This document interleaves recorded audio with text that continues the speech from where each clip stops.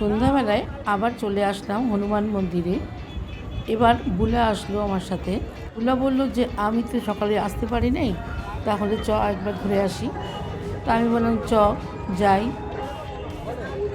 এসে দেখলাম সকালের থেকেও ভিড় বেশি, এখনও পুজো হচ্ছে, সবাই প্রদীপ ধূপকাঠি জ্বালাচ্ছে। এখন এতটাই ভিড় যে হাঁটা যাচ্ছে না। মন্দিরের ওপরে আবার একটা সুন্দর গণেশের মূর্তি। সকালবেলায় তাড়াতাড়ি করে পুজো দিয়ে চলে গেলাম বলে এই মূর্তিটা তখন চোখে পড়েনি। এখন দেখলাম আসলে ওখানে লাইটও দিয়েছে, তাই জন্য দেখাও গেল। এখন হনুমান জয়ন্তী সবাই পালন করে। হনুমান জয়ন্তী হলো রামভক্ত হনুমানের জন্মদিনকেই হনুমান জয়ন্তী বলা হয়, যা চৈত্র মাসের শুক্লপক্ষের পূর্ণিমা তিথিতে হনুমানজির জন্মবার্ষিকী হিসাবে পালন করা হয়।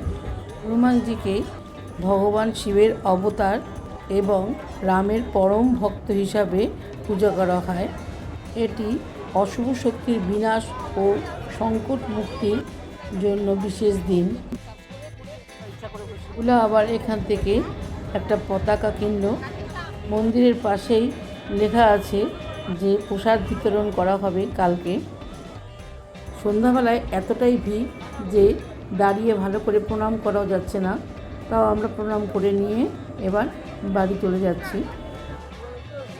চলে যাওয়ার সময় দেখলাম যে প্রসাদ দিচ্ছে, বুদিয়া প্রসাদ। আমরা প্রসাদ নিয়ে তারপরে বাড়ি চলে আসলাম।